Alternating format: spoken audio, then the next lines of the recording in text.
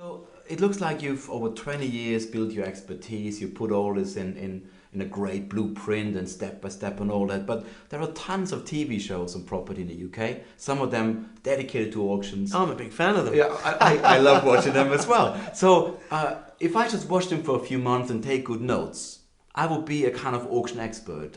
Would you agree, or is there more to it? Listen, the TV shows, they're great. They're great. I watch them too. They really are entertaining. But you got to realise that they are entertaining. The thing that they don't cover is, the auction TV shows, they start in the auction room, with the bidding process. But I have 6 steps that take you up to the auction room. The work is all in the research. How do you know what property to even bid for? I agree. The How bidding do you is the last identify step, that? correct? Yes, Yeah, yes. that makes Inspect sense. it, checking through the legal, all the determining how much to pay for it. This is stuff that has to be done before the auction room. So the TV shows tend to focus on just the auction day, the sale itself, and then they show you what it's like 6 months later.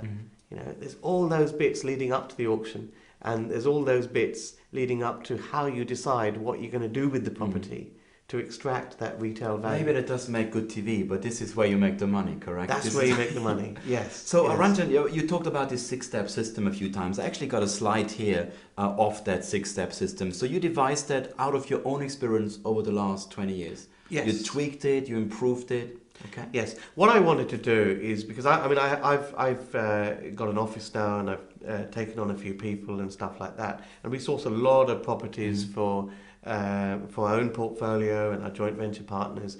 And I wanted to systemize my approach to buying at auctions. So the people that work for me can really follow some of these steps, follow some of the checklists, and do some of the tasks without me necessarily doing it all. Perfect. So it's something that anyone can take and apply. That was the intention. So you called those steps: pan for gold, inspect and survey, navigating the legal maze, determining the maximum bid price, arranging finance, and attending the auction and win. And that's where the TV show That's starts. where the show starts. So there's obviously a lot of stuff before. Yes. Brilliant. If you don't mind, why don't we delve into any of those steps and see if we can extract a few nuggets that we can share with our viewers today that help them with building their portfolios. Is that good? Yeah, absolutely. Cool. So let's start with pan for gold. That sounds pretty important, yeah? Panning for gold.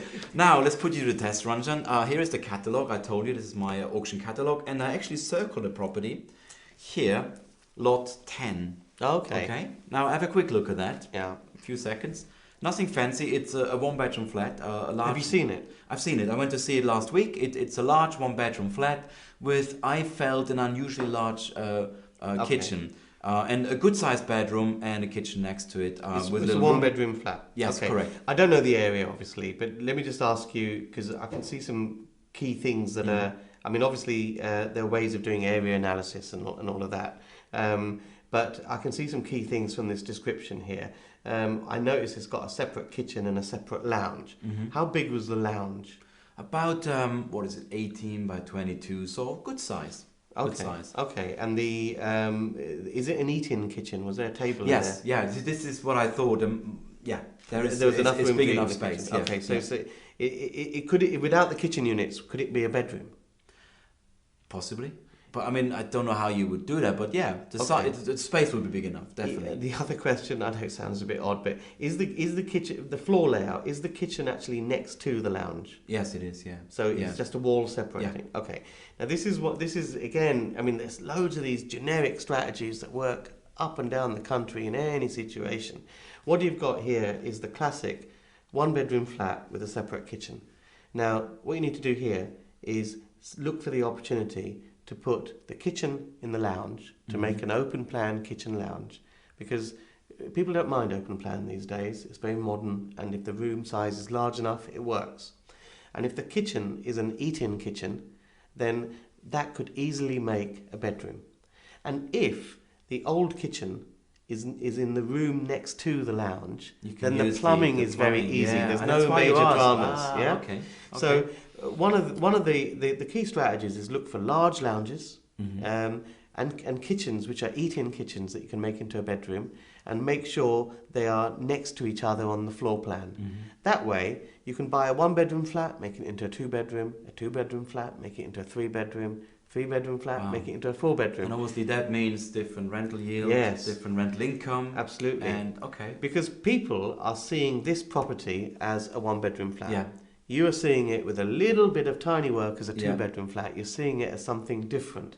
Now that allows you to get more rent for it. Which means allows you to get more value out of it. So when I go to auction, I'll be able to bid a little bit more maybe than the guy who drops out, because he calculates his yield and says I can't pay more than X. Exactly. I know I got 2 rooms instead of 1. Exactly. And it's all about knowing these angles, these loads of different ways. But this is something that everyone watching can take away. Look for large 1-bedroom flats where the kitchen is big enough to eat in, which normally means big enough for bedroom size. Make sure the lounge is right next to it, so you don't have to have any plumbing. That means low cost for converting a 1-bed into 2-bed, 2-bed into 3-bed. Is there any planning issues in something like that, or can I just do it? Not really. The internal layout. Internal layout is fine. Correct. Yeah, you're not changing the use. You're not changing the use. You're not splitting it up into multiple flats. You're not doing extensions. You know, how you use a room in your house is down to you. Up to you. Yes. So just in case you've joined us later and just see a little bit of clip, and Ranjan has done this and this, which earlier cut to a clip where he explains that most people see things one way, and if you keep turning your finger clockwise and move it down here, suddenly it spins anti-clockwise. And this is part of what Ranjan is teaching, multiple views or new angles on a standard strategy like this one we just explored. A simple property most people would disregard could be the gold you're looking for. So I just thought, in case you tune in later and you want to know why we're waving our fingers, that's why.